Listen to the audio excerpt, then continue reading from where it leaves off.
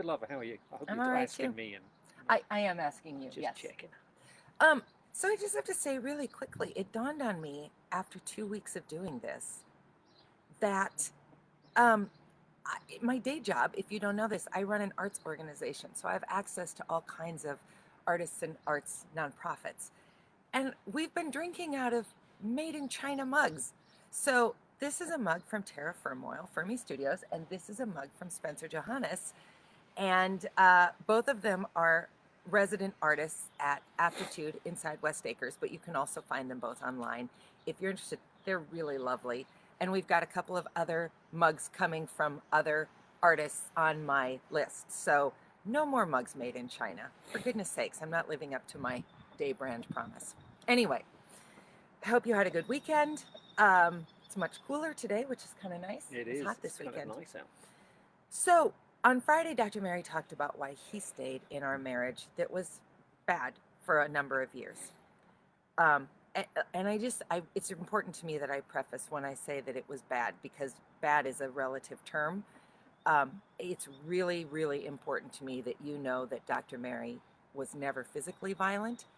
Um, he was never really emotionally violent, and he was only very, very rarely verbally mean, and really only ever to me. I never saw him exhibit that to Quinn or to anybody else in his life, despite the fact that other people frustrated him too, but nobody frustrated him quite like I did. So I just want you to understand that he was not. I never felt threatened by him. So, Dr. Mary, Yes. here's why I stayed. Just just to preface one more thing, I spent the entire weekend not asking Dana this, so beginning to regret that. I wouldn't have told you anyway. Here's why I stayed. I stayed for 3 reasons. One, I'm a chronic fixer. Chronic. Um, it's very hard for me to not be attracted to people who I either perceive or discover to be broken. Uh, for many years of my life, I would have told you it was because I had everything put together. And so I had all this wisdom and togetherness to share with someone else and help build them up. Of course, what I'm realizing as I'm aging is that it's because I'm probably broken in my own various ways. And so I recognize that in other people. But while I'm better at it and I'm more careful about just trying to save everyone, it is still my basic instinct if I meet someone who is wounded or if I discover that someone needs bolstering, my first instinct is to want to step in and save the day. And so this was a classic, perfect example of, well, I can fix him. I can bring him back. I can save him. Um, and boy, if if you got points for effort, I got all the gold stars that the teacher had to hand out because I really did try in every possible way I could. One of the things that um, is true about actors is we have a great capacity to try to accomplish our goal through a variety of emotional tactics. I hit them all. Um, I tried to pretend like it wasn't a problem. I tried to um, implore. I leaned on his intelligence. I tried to press on what his dad would have wanted of him. I tried to scream at him. I tried to beg. I tried everything, everything for years. Um, I would stand in front of the TV in this very sort of confrontational way and try to fix him because I was naive enough to think that I could somehow like shake him out of this. I I've often likened it to feeling like I was lost in a forest and I knew there was a path and I knew that if I could get on the path we would be safe, but I could not find the path. And not only could I not find it, but it was pitch dark and I was blindfolded, and there were things reaching out to grab at me and trip me up all the time. And so I ask you again, can you believe that I didn't understand he was an alcoholic? Um, so that's one piece. I just believed that I could bring him back. I had known a different Maz Mary when we first started dating, and I could not understand where that man had gone, and I just thought I could smack it out of him. Two, I did not want to be divorced. My parents are divorced. My mom did not like Maz for a lot of years. That's a whole other topic, which I don't know that we'll ever go into. Doesn't really matter now. Now she's his fiercest champion, which is great. I did not want to have to tell her that she had been right. I just didn't. I did not want to be a divorced person. I couldn't figure out how to unravel our life.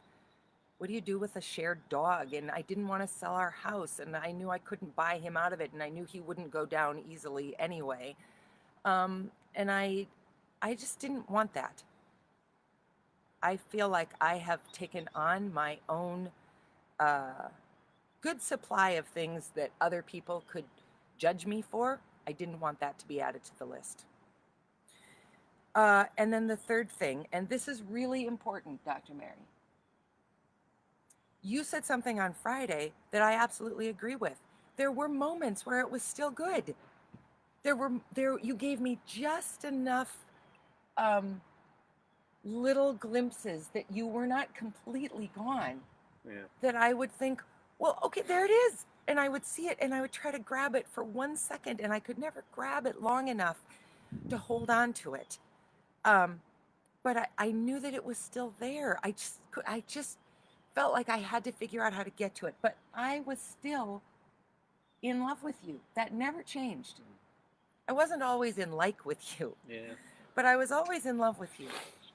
And I always believed that we could get our way back